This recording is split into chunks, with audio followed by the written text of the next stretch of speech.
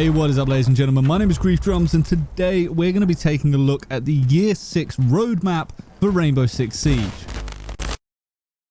So during the reveal event, we got to see the Year 6 roadmap, and we got to take a look at the upcoming things that are coming through each season, and today we're going to break them all down. The roadmap is obviously a picture of the year of what's coming up, what we can expect to see throughout the different seasons, and I wanted to just have a quick breakdown of this to go through everything we know.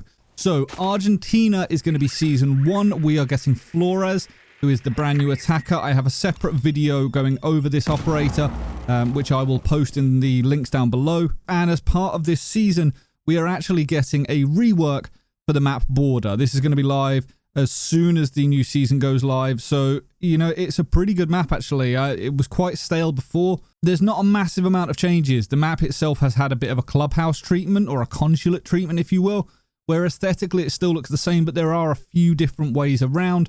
Some of the bomb sites have been adjusted a little bit, so it is pretty interesting. For Season 2 of Year 6, we're going to be getting an operator from Nakoda. This is a Native American by the sounds of things, and it's more representation for the game. Now, this is just an assumption, but presumably they're going to be a defender. They seem to be favouring the going from side to side each season. Flores being an attacker this season probably means we're going to see a defender next. On top of that, we are also going to be getting another casual rework. If you remember last year in Year 5, we saw the house rework. This was a casual rework that was never intended to go into ranked or the Pro League, and we're seeing another one of these.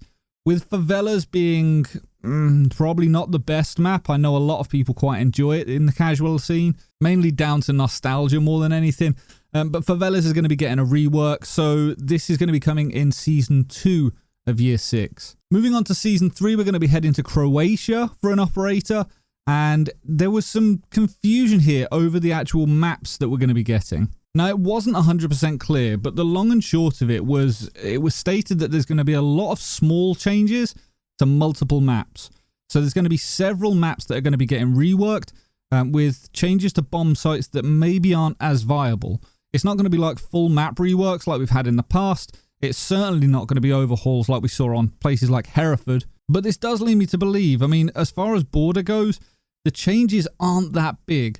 So if that's considered a rework, I'm really curious to see what kind of changes we're going to see in Season 3. The changes are presumably going to be really, really small. But nevertheless, it's good to see these being, you know, brought into the game, and some of the less favoured bomb sites on maps being tweaked and adjusted a little bit. Personally, for me, I'm a bit disappointed that that is going to take up the slot for a season, if you will. I'm a bit fed up of having to wait such a long period of time. I kind of think, you know, some of these changes, if they are that small and if the bomb site isn't played, I'd rather see that, you know, at the beginning of a season chucked in with everything else. Maybe that's just me being greedy. And then moving on to Season 4 of Year 6, we're going to be getting an Irish operator.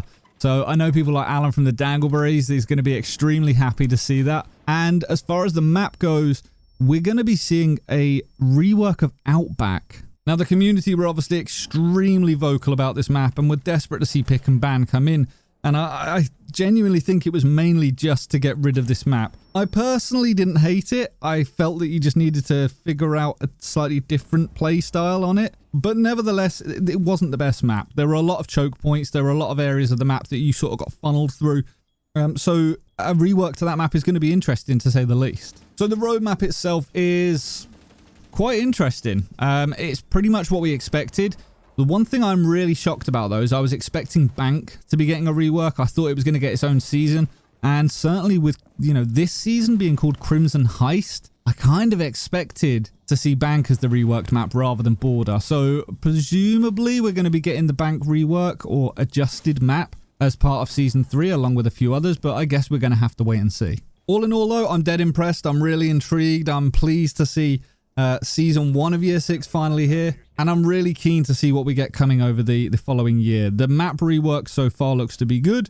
Whether it's going to be enough to turn people's view around on Border being a boring map, I don't know.